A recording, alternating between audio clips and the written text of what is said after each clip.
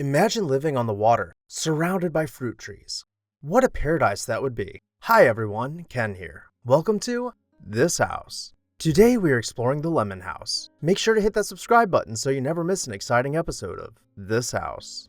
Henry Pratt was born in 1761 to a wealthy family in Philadelphia. He was very smart with his money, investing in real estate from a young age, leasing farms and homes to tenants. When he became a shipping merchant, he saw his wealth increase to staggering sums. With his wealth, he set out to build his dream home, but he wanted something historical in the early days of the United States. During his property search, he came across a 43-acre plot which had once belonged to Robert Morris, who had famously signed the Declaration of Independence and co-wrote the Constitution. He had also financed a large portion of the artillery required for the Revolutionaries' fight against the British. Unfortunately, Robert's house, once known as the Hills, had just burned down. Henry Pratt purchased the ruins of the estate and its grounds for $14,654, or the modern-day equivalent of about $352,000. The estate grounds included large greenhouses and several outbuildings, all situated along the river's shores. Pratt took it upon himself to design his own home. He planned it out in the Federal style to include large oval rooms with panoramic views of the river.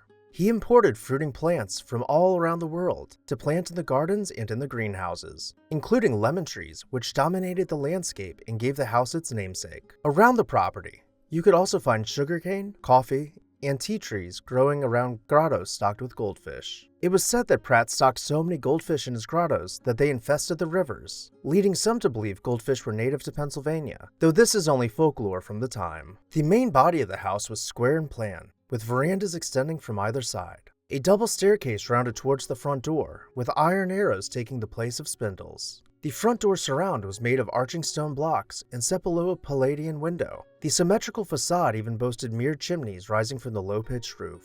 Walking inside, you would pass through the entrance hall, complete with checkered floors set below a simple chandelier. At the end of the entrance hall was a family portrait, with archways to either side, leading to the stair hall with rounded walls. Beyond this was an oval parlor, with multiple fireplaces set above carpeted floors with crystal chandeliers reflecting candlelight about the room. From the windows, you could see out over the cascading waters and enjoy the scent of lemon trees swaying in the gentle river breeze. The dining room was smaller than that of most grand homes from this time period, with a table which could accommodate 6 people cozied up to the fireplace. The dining room connected to the southwest room, featuring built-in niches and a large fireplace. We can imagine the entire family staying warm here on frigid Pennsylvania winter nights. Life in those days could be very challenging. Henry outlived all 3 of his wives. He had a total of 14 children, but only 2 had survived until adulthood. Upon Henry's death, he left the estate to his only surviving son, James, who sold it to the city of Philadelphia so it could be preserved. It was the only property the city owned along the river, which authorities took full advantage of to protect the city's water supply. It was later used as a public house for the newly formed Fairmount Park in 1855, where city residents could enjoy beer served by city employees. Later on, in 1926,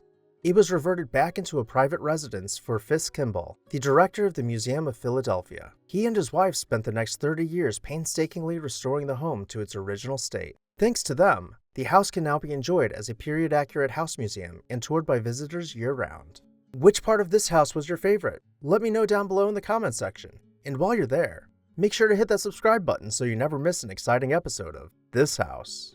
I would also like to take a moment to say a special thank you to our This House supporters whose names you can see on screen right now. If you would like to see your name on this screen, please consider joining our membership program today. I'll see you next time on This House.